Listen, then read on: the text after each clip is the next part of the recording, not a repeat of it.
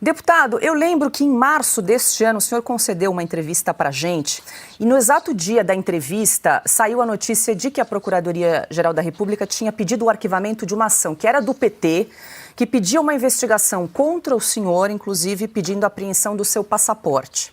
E aí nós, inclusive, lhe perguntamos se, diante daquela decisão da PGR, na época, se o senhor voltaria para os Estados Unidos. O senhor disse que não, queria permanecer por aí. Antes da gente chegar no caso de hoje, eu queria que o senhor trouxesse um breve resumo de lá para cá, como é que tem sido a sua atuação aí nos Estados Unidos em relação à situação política brasileira, para a gente entender um pouco cronologicamente que pé nós estamos agora, deputado. Vamos lá, vou começar resgatando aqui desde a eleição do Trump. Quando o presidente Trump foi eleito nos Estados Unidos presidente, 5 de novembro do ano passado, vieram notícias na imprensa dizendo que os ministros estavam fazendo piada sobre a possibilidade de perder os seus respectivos vistos americanos para entrar nos Estados Unidos. Depois, mais para frente, ocorreu essa ameaça de apreender o meu passaporte, logo depois que o presidente americano Donald Trump fez uma menção honrosa a mim, ao meu pai e à minha família durante o evento conservador CPAC, maior encontro de conservadores do mundo. E eu acho que isso daí ligou um sinal de alerta neles, porque eles começaram a construir uma narrativa. Eu lembro de alguns deputados do PT, do PSOL, do PDT, subir na tribuna da Câmara para dizer que eu estava cometendo um crime de soberania contra a soberania nacional por estar conspirando, se sabe, sei lá o que, com os norte-americanos. E aí eles pediram para que o meu passaporte fosse apreendido, numa tentativa de me brecar, de impedir esse meu trabalho internacional e me obrigar a jogar apenas o jogo deles dentro do Brasil, porque dentro do Brasil eles controlam tudo. Não preciso ir muito longe para vocês verem. O presidente da Câmara dizia abertamente uma opinião mais favorável a se analisar a anistia. O Moraes simplesmente mandou seus capangas da Polícia Federal irem visitar o pai do presidente Hugo Mota numa total covardia. O Hugo Mota é vítima nisso tudo, e o Alexandre de Moraes, ato contínuo, fez um jantar. E aí, nesse jantar, começou a fazer chacotas, outras matérias da imprensa dando conta de que me chamaram de bananinha, de covarde, etc. Só que agora quem está dando risada sou eu. Talvez aí o Alexandre de Moraes esteja vendo a bananinha entrar de uma maneira que ele não gosta. Mais para frente, eu tive uma reunião junto com o deputado norte-americano Corey Mills, da Flórida, um veterano de guerra, primeiro mandato, pessoa que tem sido proeminente dentro da Câmara dos Deputados norte dos Estados Unidos, até fala-se que pode sair ao Senado na próxima eleição. E, numa conversa com ele, apresentei o tema do Brasil, ele se interessou, e na semana seguinte ele cumpriu com a palavra dele. Ele disse que faria uma pergunta durante uma oitiva do secretário de Estado, Marco Rubio, que equivale ao nosso chanceler, sobre o Brasil. E ele pergunta sobre a possibilidade de sancionar Moraes. Marco Rubio, então, responde, dizendo que sim, há uma grande probabilidade de que essa sanção contra o Moraes ocorra, tudo relacionado a violações de direitos humanos, pois trata-se da Lei Magnitsky, e também sobre a interferência do Alexandre de Moraes na jurisdição norte-americana, porque ele já expediu mandados de prisão contra cidadãos americanos com base em tweets que eles deram a partir do solo americano. Ele impede a livre entrada de empresas como a Rumble e a Truth Social ao Brasil, segue censurando outras pessoas que vivem sob a jurisdição norte-americana, que é o caso do Paulo Figueiredo, do Rodrigo Constantino e do Alan dos Santos, que perderam as suas contas nas redes sociais, tiveram contas bancárias congeladas e assim por diante.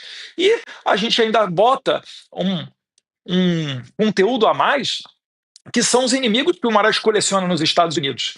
Ele prendeu durante 4 horas Jason Miller no aeroporto dos Estados Unidos, sem qualquer motivo, em 2021. Ele baniu o X do Brasil, empresa do Elon Musk, e depois congelou as contas da Starlink. Nessa oportunidade, uma das pessoas que mais criticou o Alexandre de Moraes foi hoje um dos principais assessores do Trump, que é o Stephen Miller. Então, tudo isso deixa o governo norte-americano sem saída, a não ser começar a utilizar desses mecanismos diplomáticos e de sanções para tentar segurar um pouco o ímpeto do Alexandre de Moraes. E eles estão batendo cabeça, finalizando. Por quê? Porque até ontem eles faziam chacota. Eles acordaram quando o Marco Rubio disse que estava analisando e que há uma grande chance de se sancionar o Alexandre de Moraes. E a partir daí, eles começaram a tentar fazer alguma coisa. Só que eu vejo que já é tarde demais. Até porque hoje o Procurador-Geral da República jogou uma pá de cal em qualquer possibilidade do Trump não sancionar o Moraes. Porque o Procurador-Geral da República corrobora aquilo que nós sempre falamos, que o Brasil vive um estado de exceção, que o judiciário não segue as leis, ele segue o vento político. E o Trump sabe melhor do que ninguém desse tipo de coisa, porque ele sofreu na pele aquilo que os americanos chamam de lawfare, o ativismo judicial. Então, eu acho que, nesse contexto todo, a gente está muito próximo de que Alexandre de Moraes seja sancionado, bem como, sim, né, já vejo matérias da imprensa também dando conta disso, os escritórios de advocacia dos parentes e pessoas próximas do Alexandre de Moraes sejam também analisados pelo State Department para saber se são merecedores ou não dessas sanções.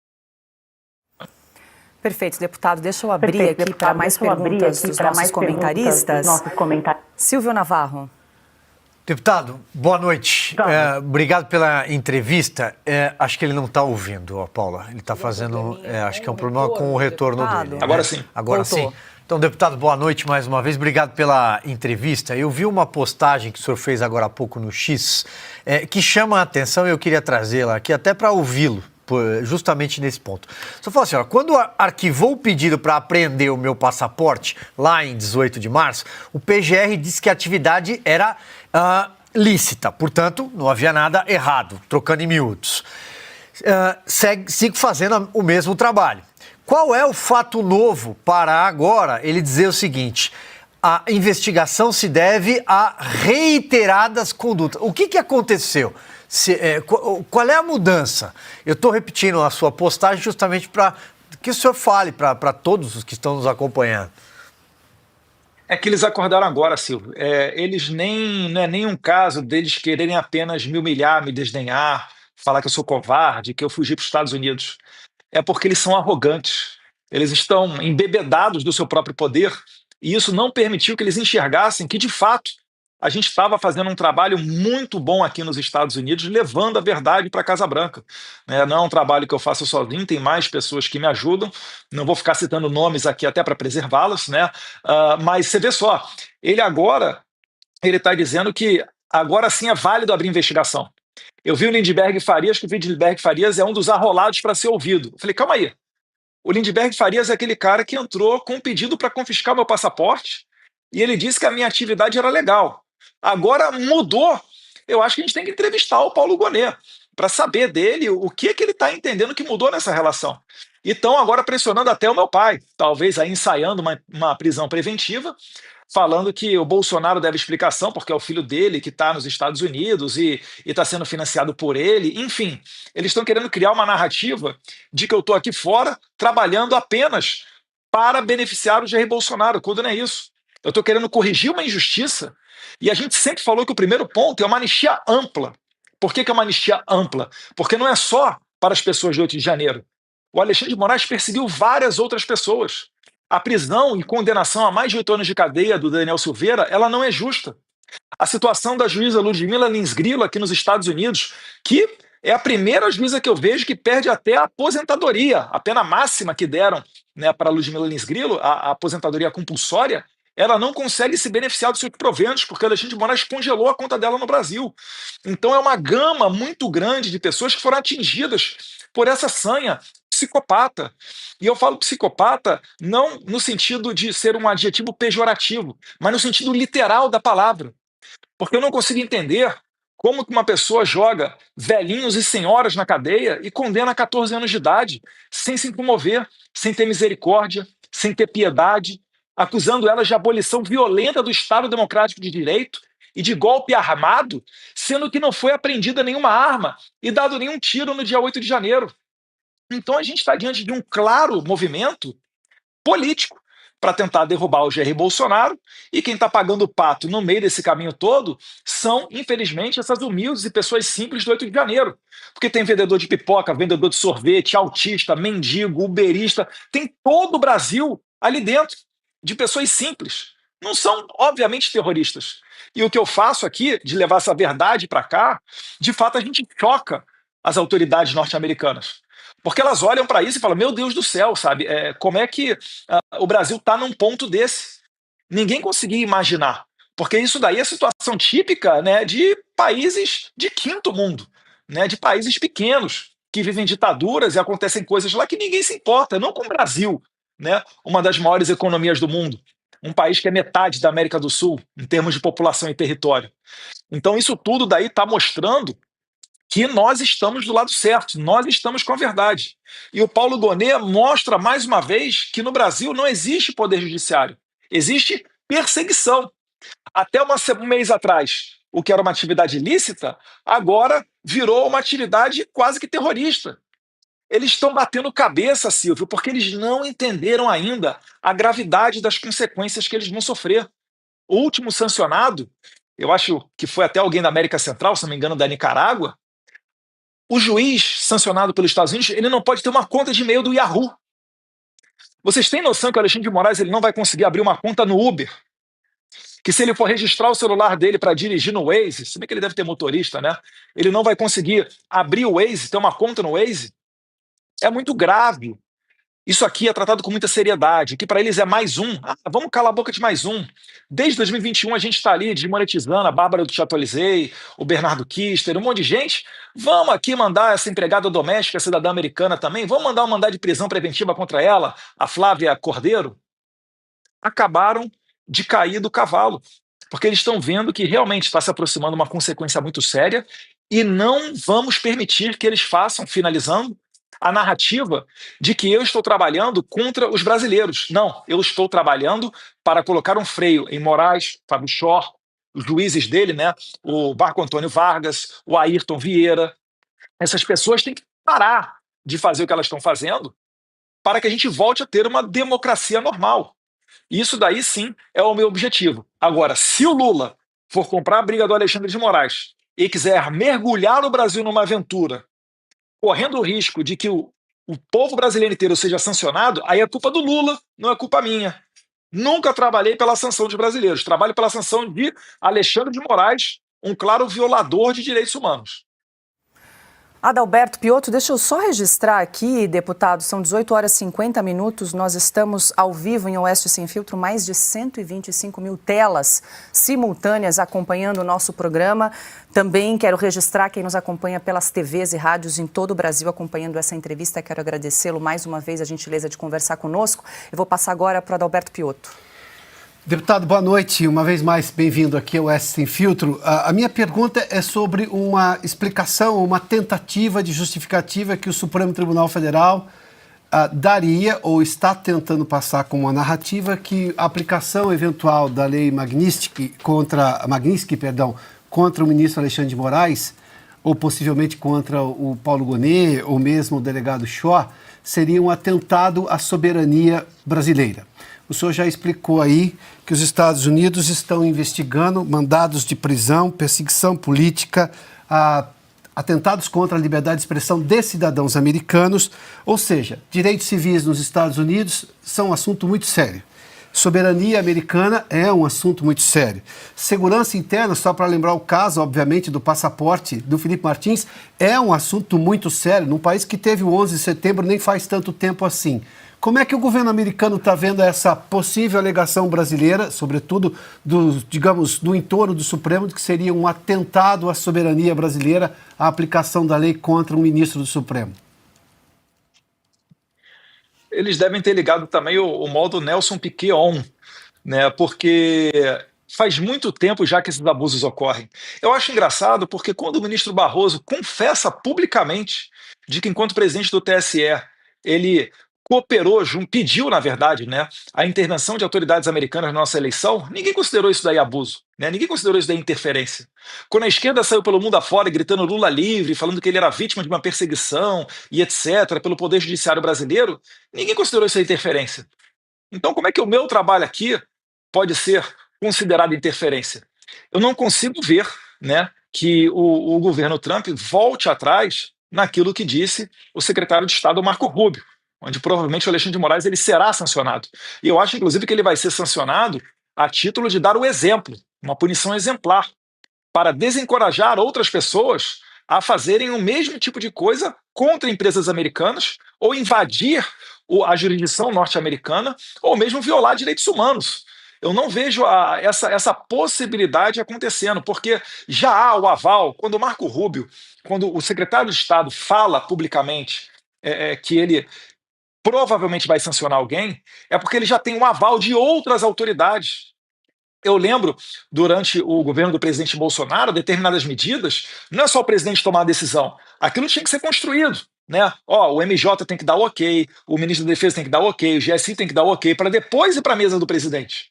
E hoje em dia, eu acredito, né, que esteja sobre a mesa do Trump a sanção do Alexandre de Moraes, a ordem executiva para sancioná-lo.